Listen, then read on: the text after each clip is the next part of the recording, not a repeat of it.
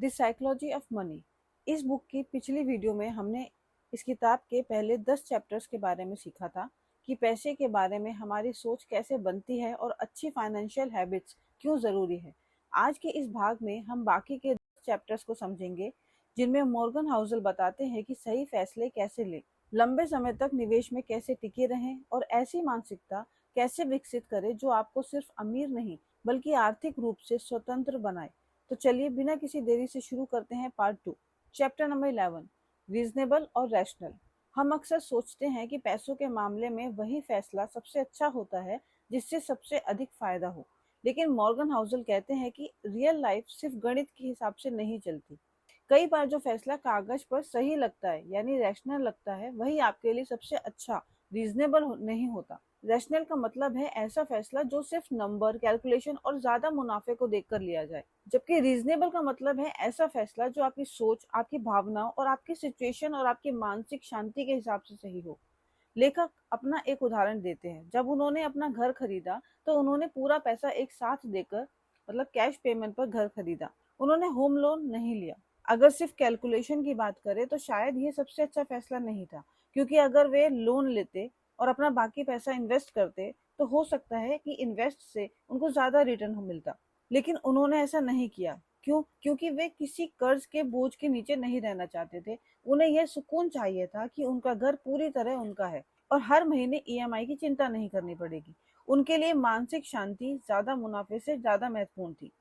यही इस अध्याय का सबसे बड़ा संदेश है। मान लीजिए दो लोग शेयर बाजार में इन्वेस्ट करते हैं, लेकिन एक व्यक्ति ज्यादा जोखिम लेकर अधिक रिटर्न कमाना चाहता है, लेकिन हर छोटी गिरावट पर उसकी नींद उड़ जाती है और वह तनाव में आ जाता है। दूसरा व्यक्ति थोड़ा कम रिटर्न वाला लेकिन सेफ इन्वेस्टमेंट चुनता है, जिससे हो सकता है कि उसे कम मुनाफा मिले, लेकिन वह बिना तनाव के कई साल तक निवेश बनाए रख सकता है। लंबे समय में अक्सर दूसरा व्यक्ति जो कम मुनाफे पे काम करता है बेहतर परिणाम हासिल कर लेता है, क्योंकि वह घबराकर बीच में अपना निवेश नहीं बेचता। इसलिए पैसों के मामले में सबसे जरूरी बात यह नहीं है कि आपका फैसला दुनिया के हिसाब से सही है या नहीं। सबसे जरूरी बात यह है कि क्या आप उस फैसले के साथ कई साल तक आराम से जी सकते हैं। अगर कोई निवेश या आर्थिक फैसला आपको हर दिन तनाव देता है, आपकी नींद खराब करता है या आपको हमेशा डर में रखता है, तो चाहे वह कागज पर कितना भी अच्छा क्यों ना दिखे, वह आपके लिए सही नहीं हो सकता।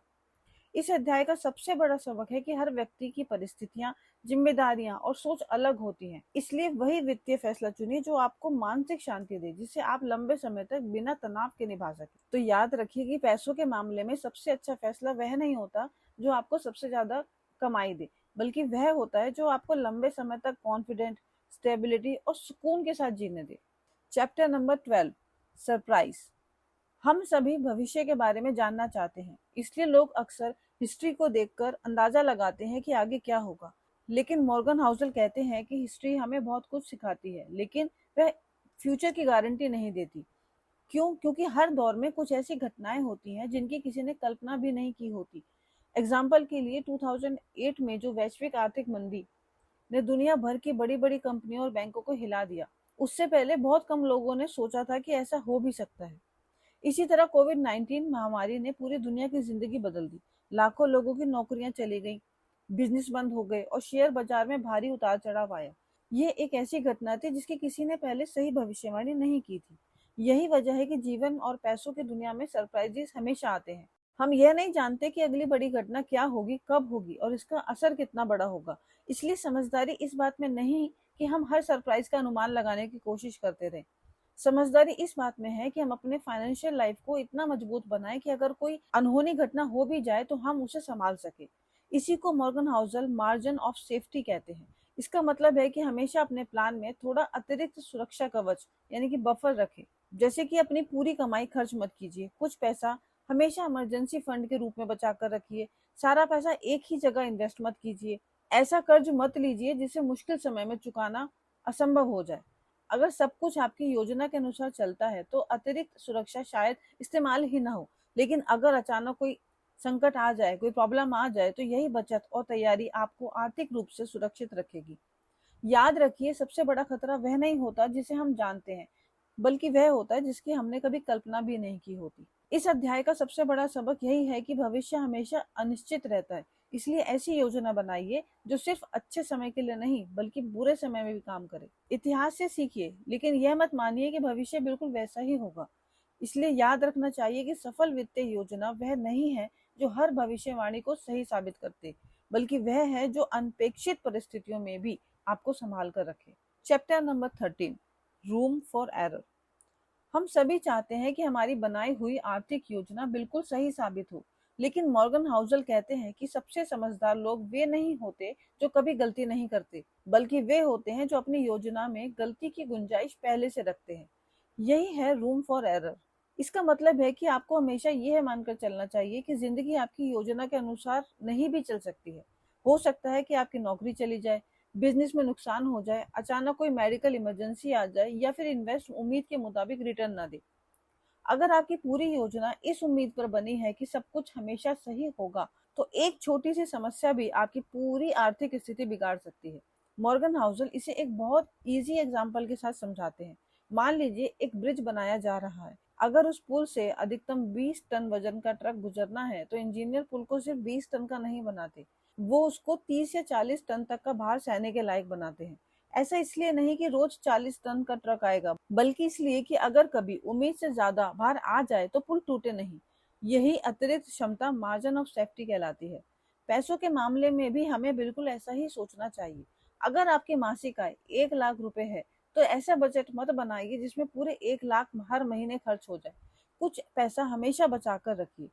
अगर आपको लगता है कि 6 महीने में कोई लक्ष्य पूरा हो जाएगा, तो अपने मन में थोड़ा अतिरिक्त समय भी रखिए।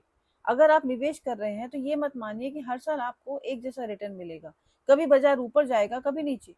यानी हमेशा अपने प्लान में थोड़ी अतिरिक्त जगह छोड़िए, ताकि अगर कुछ गलत हो जाए तो आपकी पूरी योजना ना टूटे। यह सोच आपको डरपोक नहीं बनाती, बल्कि मजबूत और तैयार बनाती है। क्योंकि जीवन में सबसे बड़ी समस्या गलतियां नहीं है। सबसे बड़ी समस्या तब होती है जब गलती की कोई गुंजाइश ही नहीं हो सबसे बड़ी समस्या तब होती है जब गलती की कोई गुंजाइश ही नहीं बचती। इस अध्याय का सबसे बड़ा सबक है, एक अच्छा वित्तीय प्लान वह नहीं है जो हर परिस्थिति में परफेक्ट दिखे, बल्कि वह है जो गलती होने पर भी टिक सके। हमेशा इमरजेंसी फंड रखिए, अपनी आय का कुछ हिस्सा बचाइए, जरूरत से ज्यादा कर्ज लेने से बचिए और निवेश में ऐसी उम्मीदें मत रखिए सब कुछ हमेशा आपकी योजना के अनुसार ही होगा।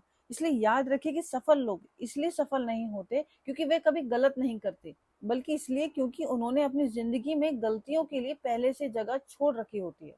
Chapter number 14, you will change. हम में से ज्यादातर लोग यह मानते हैं कि आज हम जो सोचते हैं, जो चाहते हैं और जिस तरह जीना पसंद करते हैं, वही हमारी पूरी जिंदगी रहेगा। लेकिन मॉर्गन हाउसल कहते हैं कि ये एक बहुत बड़ी गलतफहमी है। इंसान समय के साथ बदलता है। हमारी उम्र, हमारा एक्सपीरियंस, हमारी रिस्पॉन्सिबिलिटीज, हमारी सिचुएशन बदलती है और उनके साथ हमारी सोच और प्रायोरिटीज भी चेंज होती है। मनोविज्ञान में इसे एंड ऑफ हिस्ट्री इल्यूजन कहा जाता है। इसका मतलब है कि हमें लगता है कि अब हम पूरी तरह बदल चुके हैं और भविष्य में हमारी सोच नहीं बदलेगी। लेकिन सच यह है कि कुछ साल बाद हम खुद अपने पुराने फैसलों और पसंद पर हैरान हो सकते हैं। जरा अपनी लाइफ के बारे में सोचिए। जब आप 20 साल के थे, तब शायद आपकी सबसे बड़ी इच्छा नौकरी, नई बाइक या दुनिया घूमने की रही होगी। लेकिन जब आप 40 के होते हैं, तो आपकी प्रायोरिटीज बदल जाती हैं। अब परिवार, बच्चों की पढ़ाई, घर खरीदना, फाइनेंशियल सिक्योरिटी ज्यादा इंपॉर्टेंट लगने लगती है। और 60 साल की उम्र में वही व्यक्ति शायद सबसे ज्यादा महत्व स्वास्थ्य, मानसिक शांति और परिवार के साथ समय बिताने को देता है। यानी इंसान बदलता है और उसके साथ उसके लक्ष्य भी बदलते हैं। यही कारण है कि मॉर्गन हाउसल कहते हैं कि पूरी जिंदगी के लिए ऐसे फैसले मत लीजिए जिनसे बाद में बाहर निकलना मुश्किल हो जाए। मान लीजिए आपने सिर्फ इसलिए कोई करियर चुन लिया क्योंकि आज वह बहुत पैसा देता है, लेकिन 10 साल बाद आपकी रुचि बदल गई, या आपने सारी बचत ऐसी जगह लगा दी जहां से जरूरत पड़ने पर पैसा निकालना आसान नहीं है। अगर आपकी परिस्थितियां बदल जाएं, तो ऐसे फैसले आपके लिए परेशानी बन सकते हैं। इसलिए जीवन और पैसों दोनों में फ्लेक्सिबिलिटी रखना बहुत जरूरी है। ऐसी योजना बनाइए जिसमें समय के साथ बदला जा सके। ऐसे निवेश चुनिए जिनमें जरूरत पड़ने पर बदलाव किया जा सके। और सबसे जरूरी बात, अपने पुराने फैसलों से सिर्फ इसलिए चिपके मत रहिए क्योंकि आपने उन्हें कभी लिया था। अगर आपकी जरूरतें बदल गई हैं, तो अपने फैसले बदलना कमजोरी नहीं बल्कि समझदारी है। इस चैप्टर का सबसे बड़ा सबक है कि भविष्य का सबसे बड़ा सच यह है कि आप खुद भी बदलेंगे। इसलिए अपने वित्तीय और जीवन के फैसले इतने कठोर मत लीजिए कि भविष्य में आपके पास कोई विकल्प ही ना बचे। हमेशा अपने प्लान में एक फ्लेक्सिबिलिटी रखिए ताकि जब आपकी जिंदगी बदले तो आपकी आर्थिक योजना भी उसके साथ बदल सके। याद रखिए, सही योजना वह नहीं है जो कभी बदलती नहीं, बल्कि वह है जो आपके बदलते जीवन के साथ आसानी से बदल सकती है।